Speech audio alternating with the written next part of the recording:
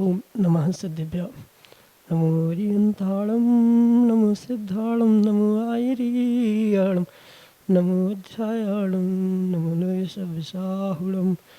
पंच परमेष्टि भगवान की जय। परम पूज्य आचार्य भगवंत गुरुवर विशुद्ध सागर जी मुनि महाराज की, परम पूज्य मुनि श्री सुप्रभ सागर जी महाराज की जय। समीचीन विकल्पों का सम्यक समाधान। सम्यक ज्ञान की वह अलौकिक विधा जिसके माध्यम से हम सभी प्रतिदिन अपने ही मन के अनेकानेक समीचीन विकल्पों का सम्यक समाधान प्राप्त करके और अपने अज्ञान रूपी तिमिर को दूर करने का पुरुषार्थ करते हैं, क्योंकि सम्यक ज्ञान रूपी ज्योति ही आत्मकल्याण के लिए कार्यकारी उपाय है। ऐसे आत्मकल्याण की अनूठी विधा समीचीन विकल्पों का सम्यक समाधान, जो कि हम सभी परम पूज्य आचार्य भगवंत गुरुवर विशुद्ध सागर जी महाराज के मंगल सभा शिष्य परम पूज्य मुनि श्री सुप्रभ सागर जी महाराज के मुखारविंद से प्राप्त करते हैं। प्रारंभ करते हैं आज का सम्यक समाधान। और आज के पहले विकल्प के लिए डॉक्टर मगन जैन, श्रीमती चंदा जैन, आष्टा मध्य प्रदेश से महाराज श्री के चरणों में बारंबार नमोस्तु निवेदित करते हुए अपना समीचीन प्रश्न रख रहे हैं कि महाराज जी नित्य पूजा और नैमित्तिक पूजा का स्वरूप बताते हुए इनका प्रयोजन बताने की कृपा करें। नमोस्तु महाराज जी, नमोस्तु। ओम नमः सिद्धम। परम पूज्य आचार्य भगवान गुरुवर विशुद्ध सागर जी महाराज की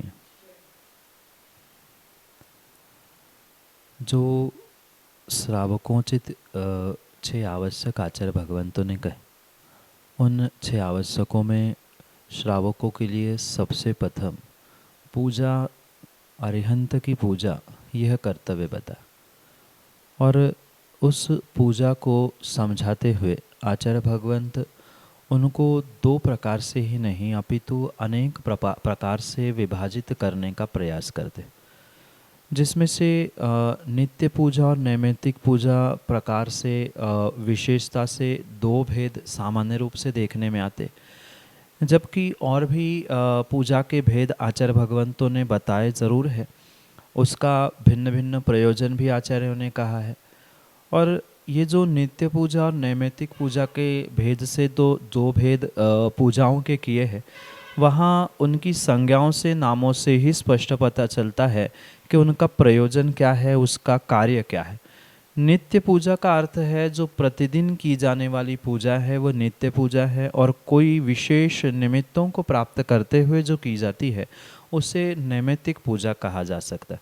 जैसे प्रतिदिन नियम से, संकल्प से जो करने आवश्यक है, नवदेवता पूजा हो, देवशास्त्र गुरु की पूजा हो, किसी तीर्थंकर की पूजा हो, सिद्ध पूजा हो, ऐसा जो भी संकल्प करते हुए प्रतिदिन जो आवश्यक में ग्रहण किया जाने वाला अरिहंत पूजा का स्थान है, उसे नित्य पूजा के अंतर्गत स्वीकार किया जाता है, क्योंकि उसका प्रयोजन स्पष्ट है। प्रतिदिन वह पूजा श्रावकों के लिए आवश्यक के रूप में, कर्तव्य के रूप में कही गई है, और वह करना नित्य आवश्यक ही है। प्रतिदिन करना जो आवश्यक नित्य कहे है, उनमें से ही ये नित्य पूजा कही गई।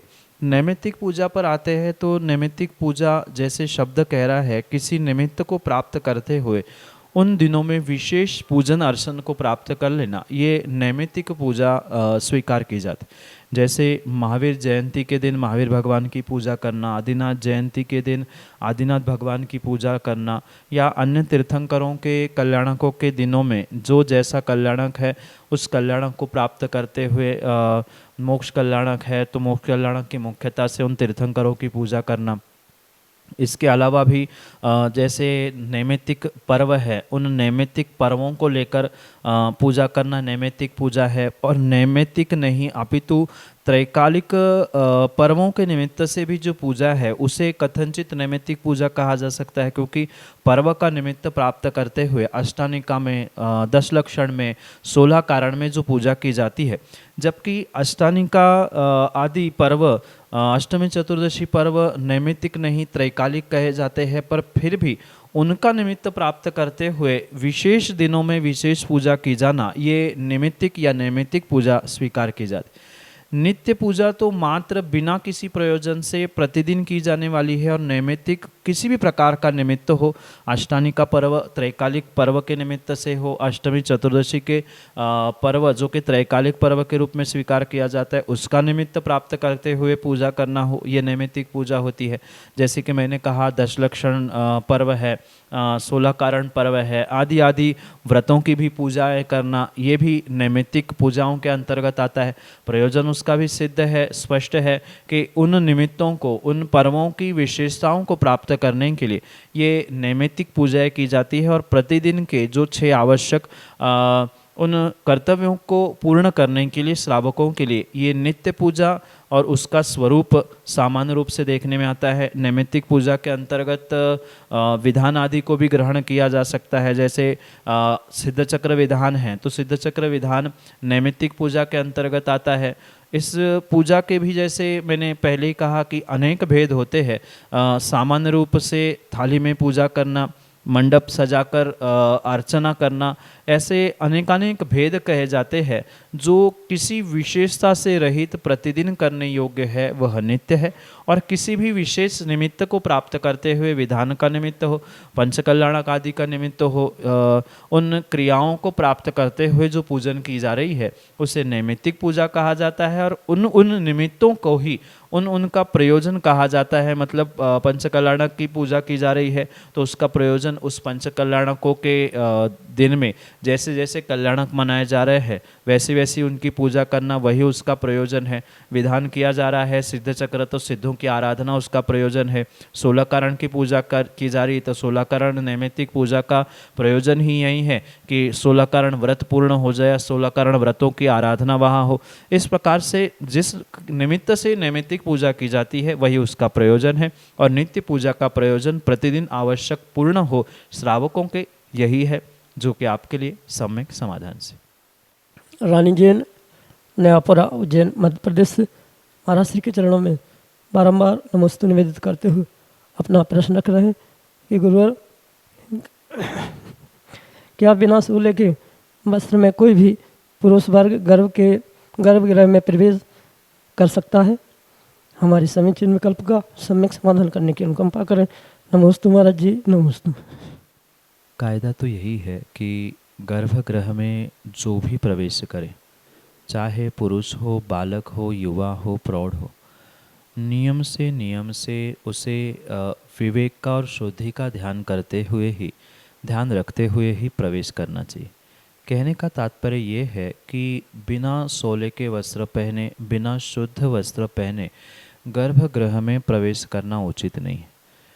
अगर वर्तमान की विडंबना देखी जाए तो वर्तमान में बहुत सारे मंदिरों में गर्भगृह बचे ही नहीं है। एक बड़े हॉल में मात्र वेदी बना दी, तो उस हॉल में भी कायदे से प्रवेश करना उचित नहीं है। आगम के परिप्रेक्ष्य में तो मंदिर तभी पूर्ण रूप से ऊर्जावान होता है और विशेष पुण्य साधना के लिए या विशेष प्रभावना के लिए निमित्त बनता है जब मंदिर के गर्भगृह की व्यवस्था और फिर बाहर पूजन अर्चन की व्यवस्था आदि भिन्न भिन्न प्रकार से है, तो ही वह विशेषता को प्राप्त करने की संभावना है। इसलिए गर्भगृह में ही भगवान की प्रतिमा आदि विराजमान होनी चाहिए, और बाहर बैठकर सामान्य जन उनकी पूजन अर्चन आदि कर सकते हैं।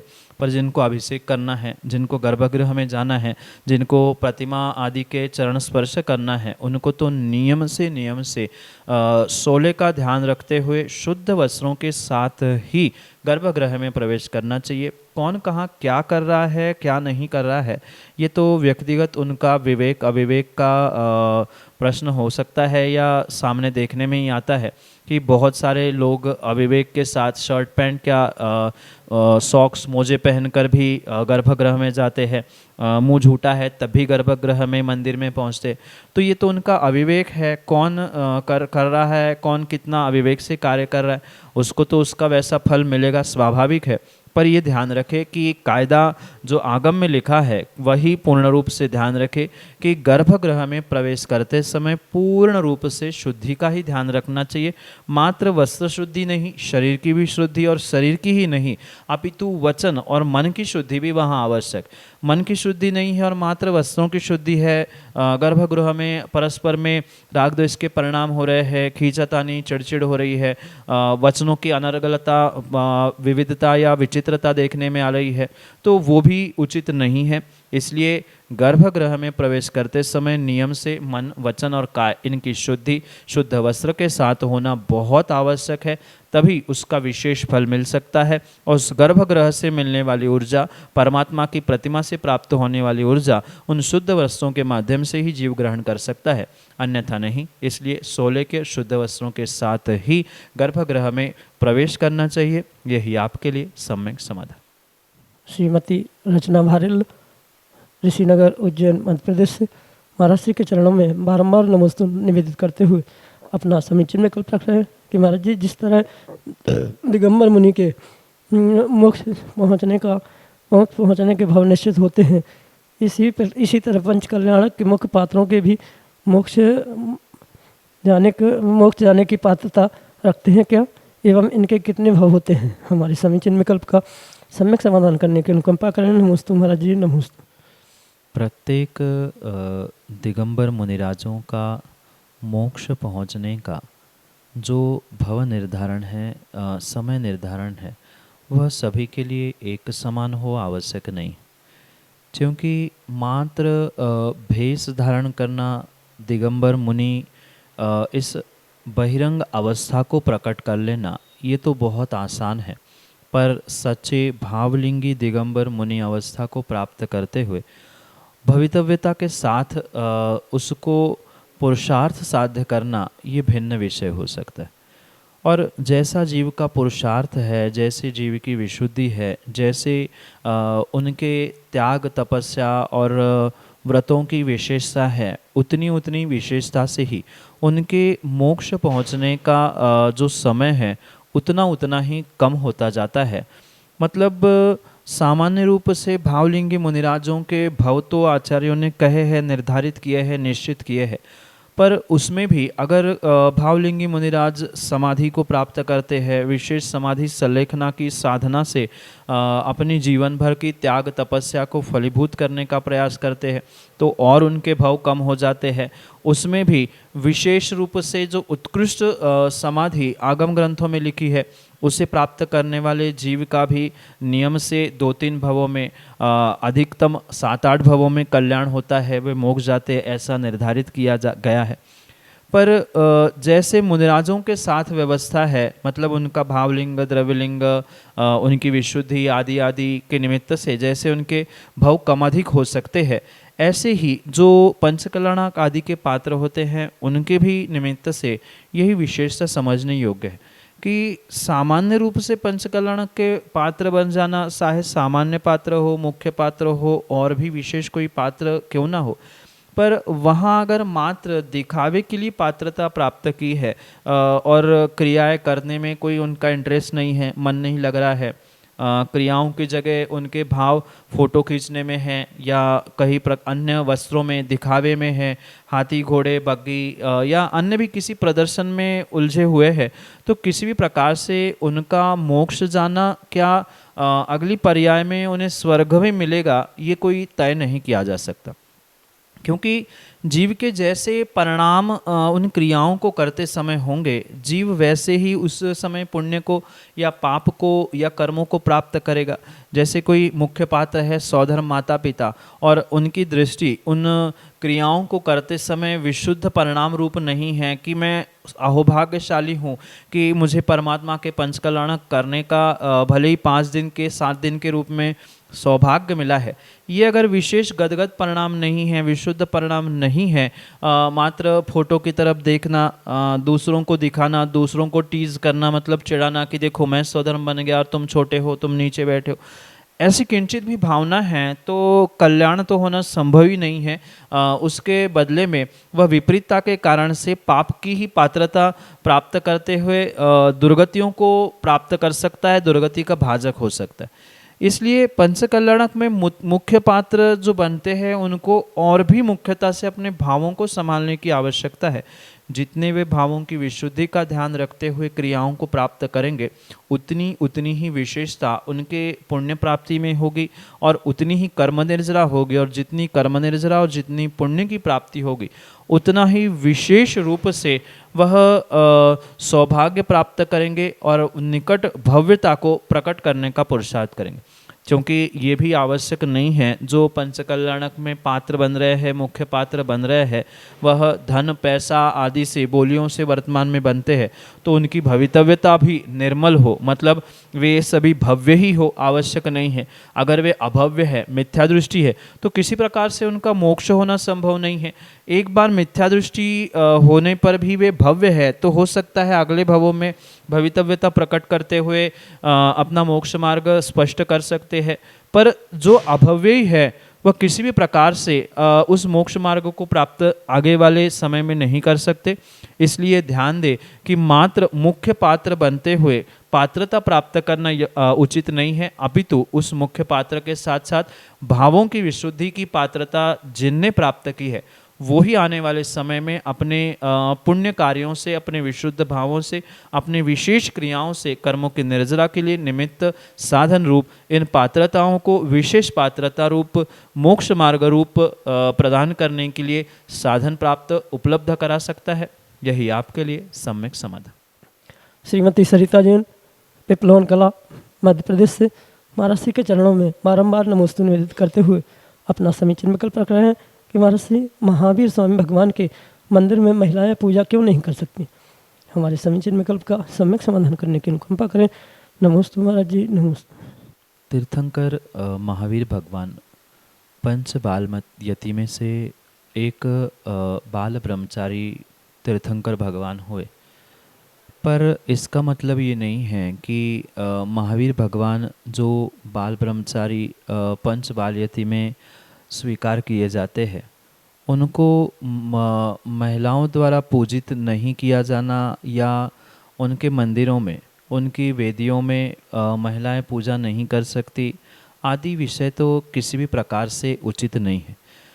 जो पंच बालयति है उन पंच बालयति बाल ब्रह्मचारी तीर्थंकरों की पूजा करने का अधिकार सभी के लिए है। किसी भी प्रकार से महिलाओं के लिए, कन्याओं के लिए इसका निषेध करना आगम के परिप्रेक्ष्य में उचित नहीं है, क्योंकि किसी भी तीर्थंकर भगवान का मंदिर हो सकता है, किसी भी तीर्थंकर भगवान की वेदी हो सकती है और उनकी पूजा करने का अधिकार पूर्ण रूप से सभी श्रावक श्राविकाओं को हो सकता है। मेरे तो कहीं भी अभी तक पढ़ने में ये नहीं आया है कि बाल ब्रह्मचारी या पंच बालयति महावीर भगवान जैसे तीर्थंकरों के मंदिर में महिलाएं नहीं पूजा कर सकती या उनकी आराधना, उनकी पूजा महिलाएं नहीं कर सकती। ये आगम सम्मत बात नहीं है।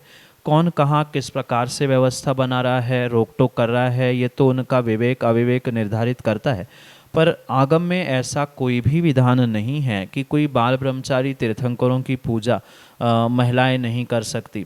वो तो तीर्थंकर बाल ब्रह्मचारी हुए, वो पंच बालयति में आते हैं। ये परम सत्य होने पर भी महिलाओं की पूजा करने से उनके ब्रह्मचर्य में या महिलाओं के किसी में कोई भी किसी प्रकार से दोष नहीं हो सकता। हाँ, ये फिर भी कई विद्वानों के द्वारा वर्तमान में सुनने में आता है कि घरों में, मतलब जो गृह चैत्यालय होते हैं वहाँ महावीर भगवान या बालयति तीर्थंकरों की प्रतिमाएं नहीं रखनी चाहिए, पर इसका भी कोई ठोस आगम प्रमाण पूर्वाचार्य प्रणीत ग्रंथों में प्राप्त नहीं होता। पर ये भी ध्यान रखें कि इसका तो कहीं से कहीं तक उल्लेख है ही नहीं है कि बाल ब्रह्मचारी तीर्थंकरों की पूजा महिलाएं नहीं कर सकती। ये तो सरासर अविवेक की ही दृष्टि व्यक्ति की दिखती है, क्योंकि वे तो तीर्थंकर बन गए, भगवान बन गए, उन्होंने तो विशेष साधना की। वे बिल्कुल संसार में रचने पचने के समय में, मतलब कौमार्य अवस्था में, कुमार अवस्था में ही सभी का त्याग करते हुए वे ब्रह्मचारी बने, और वे ब्रह्मचारी बनकर अपना आत्मा का कल्याण करके मोक्ष चले गए। उनकी प्रतिमा की पूजा हो रही है, तो उनके ब्रह्मचर्य से और महिलाओं की पूजा करने से कहीं से कहीं लेना देना नहीं है।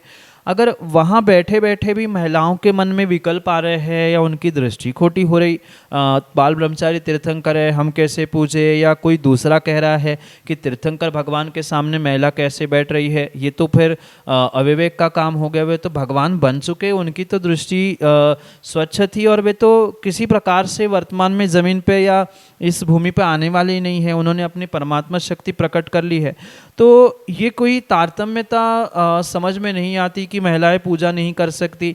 उनकी प्रतिमाओं के सामने तो और विशेष बैठकर महिलाओं को पूजन अर्चन करना चाहिए कि इस भव में नहीं, कम से कम अगले भव में हम ब्रह्मचर्य धारण कर ले, या जिन्होंने अभी विवाह नहीं किया है वे भी ये भावना भाए कि कम से कम चलो नहीं विवाह करे, बहुत अच्छी बात है, और नहीं कर पा रहे तो कम से कम ब्रह्मचर्य अणुव्रत धारण कर ले, बहुत अच्छी बात है। इस पर्याय में नहीं तो अगले पर्याय में अपने आप को, अपने भावों को संभालते हुए हम ब्रह्मचर्य को धारण करने का प्रयास करें। आदि भावों को प्राप्त करते हुए कोई महिला, कोई स्त्री महावीर भगवान के मंदिर, वेदी आदि में बैठकर पूजन कर रही है तो किसी भी प्रकार से उसमें कोई दोष है ही नहीं है।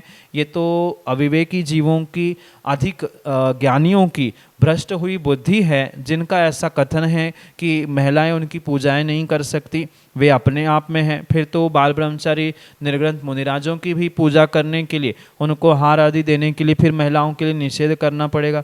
तो इसका कोई विवेक भरा उत्तर या कोई तारतम्यता समझ में नहीं आती। इसलिए हमारे हिसाब से पूजन करने में कोई भी किसी भी प्रकार से दोष नहीं है। 24 तीर्थंकर समान है। किसी की भी कभी भी किसी भी मंदिर में, किसी भी वेदी में, वेदी के सामने बैठकर आप शुद्धि का ध्यान रखते हुए उनकी पूजन अर्चन करें, इसमें कोई भी दोष नहीं है। आगम के परिप्रेक्ष्य में यही आपके लिए सम्यक समाधान।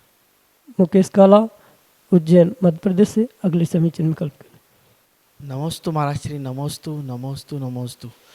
मेरी शंका है कि शांति धारा, मैं जहाँ भी मंदिर पर जा रहा हूँ, जाता था बचपन में, वहाँ शांति धारा यंत्र जी पर की जाती थी, और अभी देखने में आता है कि महाराज जी शांति धारा भगवान के मस्तक पर की जाती है, तो उसका शंका समाधान करें। इस बात का हमेशा ध्यान रखें, चाहे शांति धारा हो, अभिषेक हो, पूजन हो, विधान हो या अन्य भी कोई धार्मिक कार्य क्यों न, उन प्रत्येक धार्मिक क्रियाओं के पीछे के अभिप्राय को समझने की बहुत आवश्यक। अगर अभिप्राय पता नहीं है तो उन क्रियाओं को करने का कोई भी औचित्य, कोई भी फल प्राप्त नहीं हो सकता। इसलिए सर्वप्रथम तो ये ध्यान रखें कि चाहे शांति धारा हो, अभिषेक पूजन हो, इसके पीछे का मुख्य अभिप्राय मात्र और मात्र भावों की विशुद्धि है। उन भावों की विशुद्धि के साथ अगर क्रियाओं को हम प्राप्त नहीं कर रहे हैं तो इन क्रियाओं को करना कोई भी सार्थक हो नहीं सकता। जैसे बहुत सारे लोगों को इस शांति धारा अभिषेक को लेकर बहुत सारे विकल्प प्रश्न उठते हैं कि शांति धारा क्यों करनी चाहिए। कई सारे मंदिरों में तो आजकल शांति धारा करना ही बंद कर दिया गया है।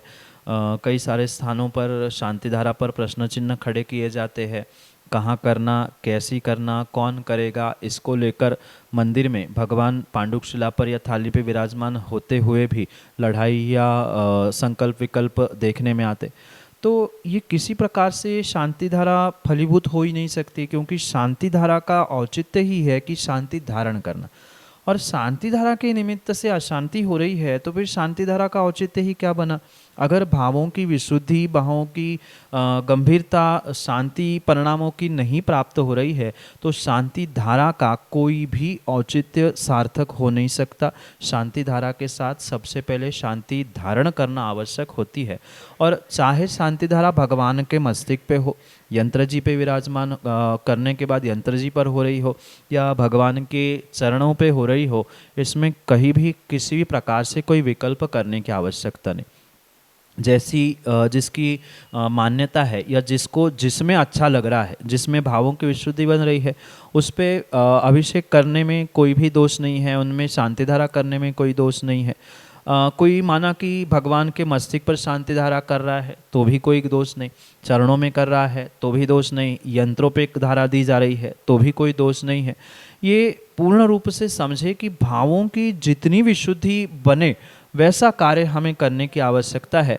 इसलिए ये विकल्प छोड़ दे कि कहाँ कैसा हो रहा है, क्योंकि मंदिर मंदिर की परंपरा भिन्न है और मंदिर मंदिर की नहीं, एक मंदिर में ही कई सारी वेदियाँ है, तो प्रत्येक वेदियों पर नहीं हर समय मतलब नए नए समय में आने वाले व्यक्तियों की अपनी अपनी संकल्पनाएं मान्यता है। तो इसमें ना उलझते हुए हमें जिसमें आनंद आ रहा है, हमें जिसमें विशुद्धि बन रही वैसा हम कार्य करें। हमें परमात्मा के मस्तिष्क से शांति धारा करने में अच्छा लग रहा है तो हम वहाँ करें। बचपन से हमारी आदत यंत्र जी पे करने की है, हम वहाँ पे करें। और ये भी ध्यान रखें कि अपने विशुद्धि के साथ साथ वहाँ की सामाजिक व्यवस्था क्या है, क्योंकि मंदिर की व्यवस्था आजकल बहुत सारी बदल गई है और वहाँ मंदिर के ठेकेदार भी अपने हिसाब से व्यवस्थाएं बनाना चाहते हैं। तो हमें तो शांति धारा और उन मंत्रों से विशुद्धि को और पुण्य को प्राप्त करना है। जिसको जहाँ करना है वो वहाँ करे। हमने अगर बोली ली है, हमें शांति धारा करनी है, तो हमारे भाव जहाँ हो रहे हम वहाँ करें, वहाँ की व्यवस्था का भी ध्यान रखें और अपने विवेक के साथ इन कार्यों को करें। आगम में कहीं भी किसी भी प्रकार से कोई निषेध नहीं है कि इतने ही स्थानों पे आप अभिषेक शांति धारा कर सकते हैं, पर ये ध्यान रखें कि शांति धारा अखंड रूप से होनी चाहिए। कभी सर पे, कभी चरणों पे, कभी यंत्र जी पे ऐसे घुमाते हुए करना उचित नहीं है। अखंड रूप से हो जाए। फिर जब संपूजक का नाम आदि करते हुए फिर यंत्र में या फिर दूसरे स्थान पे कर रहे हैं तो उसमें कोई दोष नहीं है, पर पुनः ध्यान रखें कि भावों की विशुद्धि के लिए ये कार्य किए जाते हैं और इस औचित्य को ही ध्यान में रखते हुए शांति धारा की जा रही है, शांति धारण करते हुए शांति धारा की जा रही है, तो ही फलीभूत हो सकती है। ये विवेक का ध्यान रखते हुए आप कहीं भी शांति धारा करें, उसमें कोई दोष नहीं है। यही आपके लिए सम्यक समाधान।